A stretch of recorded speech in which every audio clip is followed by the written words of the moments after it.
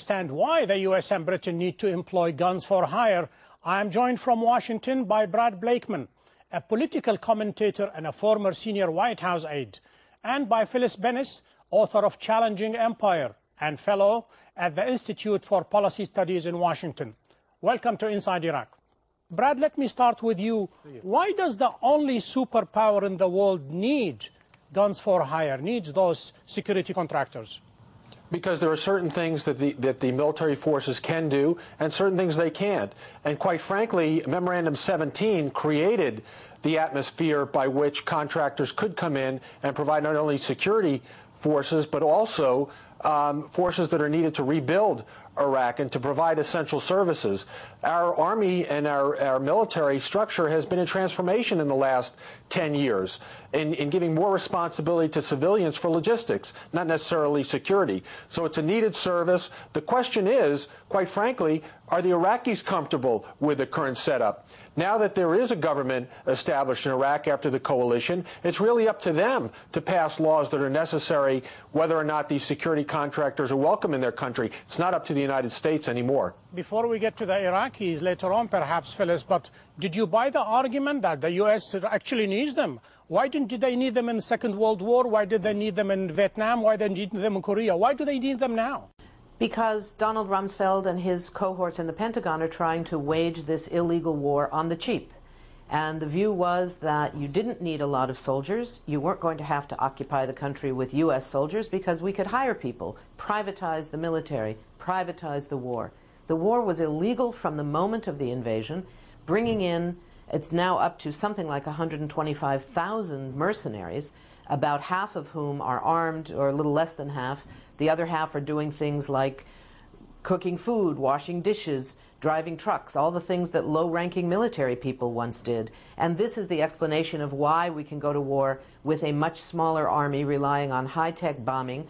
And the key question here is, to whom are these people accountable?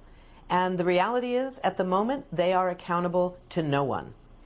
And yet the reality, Brad, is it's a recognition of the reality. Their presence is there. Simply as Phyllis said, you know, the United States refused to take the perhaps recommendation of Secretary Eric Shinseki when he said we need 400,000 in order to go to Iraq for the post-war period. And yet they were forced to get these security contractors in order to create that reality.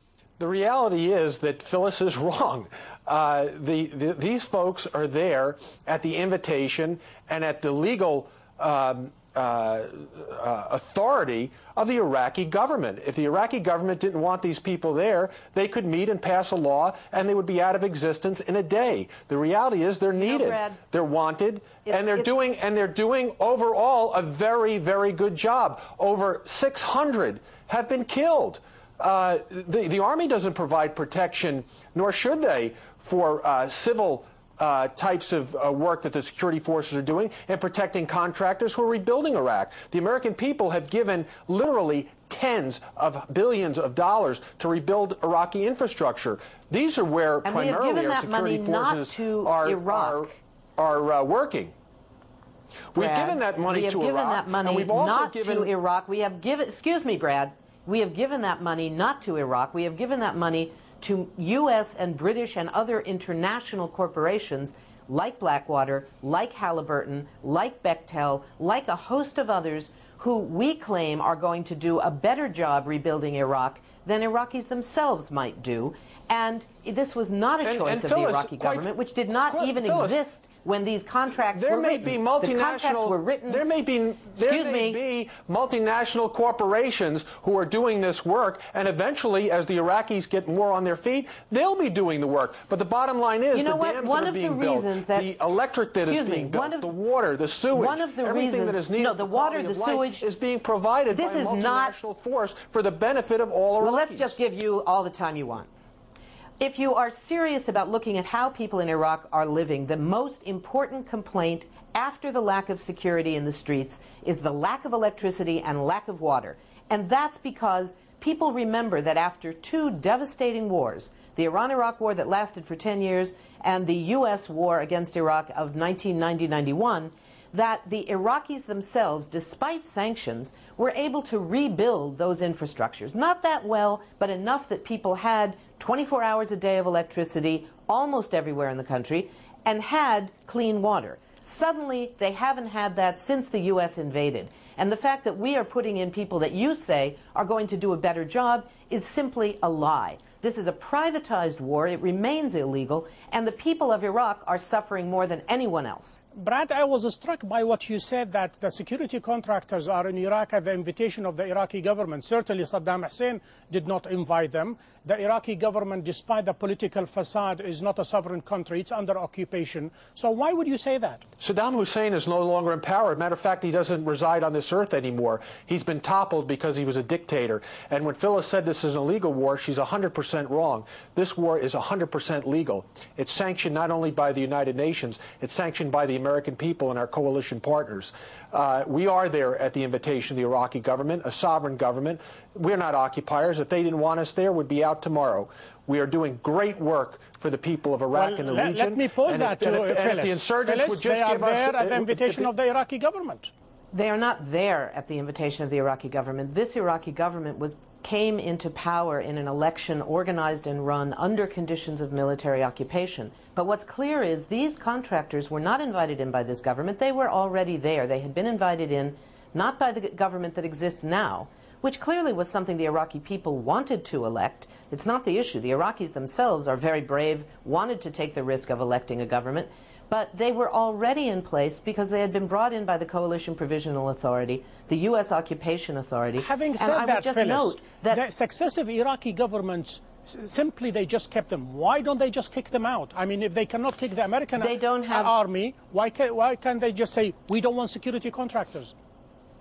They don't have the power to do that any more than they have the power to get rid of the Americans. Despite the rhetoric that if the Americans are requested to leave, we will leave tomorrow, that simply is not the case. The Iraqi parliament has voted more than 70% that they want an immediate timetable.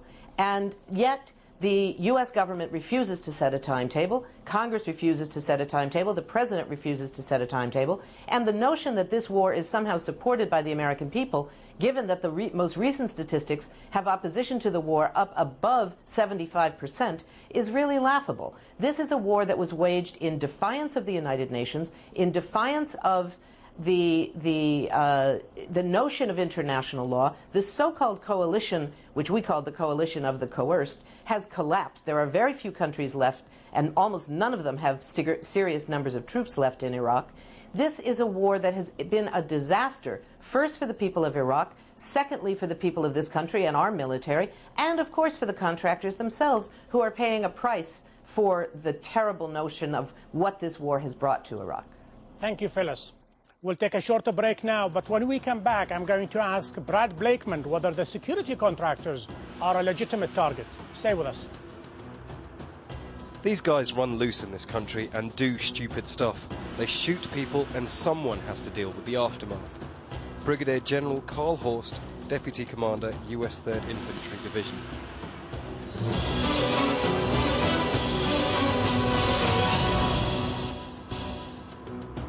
Iraq is something of a gold mine at present. The profit margin is incredibly high, way in excess of the risk factor. Duncan Boulevant, British firm Henderson Wilson. Welcome back to Inside Iraq. Today we are asking the question, why does the United States and Britain need guns for hire security contractors to be in Iraq? We are talking to Phyllis Bennis and Brad Blakeman. Brad, President Bush was asked once about the resistance or the insurgency, and he said, if my country was occupied, I will definitely defend it and shoot back. So can you imagine why the Iraqis are shooting at the security contractors? The question is, are they a legitimate target or not? They're not a legitimate target. The same as a private security firm in the United States would not be a legitimate target. The bottom line is these folks are there as a reactive force, not a proactive force like a military. And quite frankly, our enemy does not fight by the rules. Our insurgents send innocent men, women, and children strapped with bombs to their death to kill innocents. How can you compare that type of person with the type of people we have there? To the death of Iraqis. If I could break in for just a moment here, if we're looking at who is killing the Iraqi people, the problem is there is a vast and complex web of violence that has been across Iraq since the moment of the U.S. intervention, the U.S. invasion of 2003. The contractors are a huge part of that.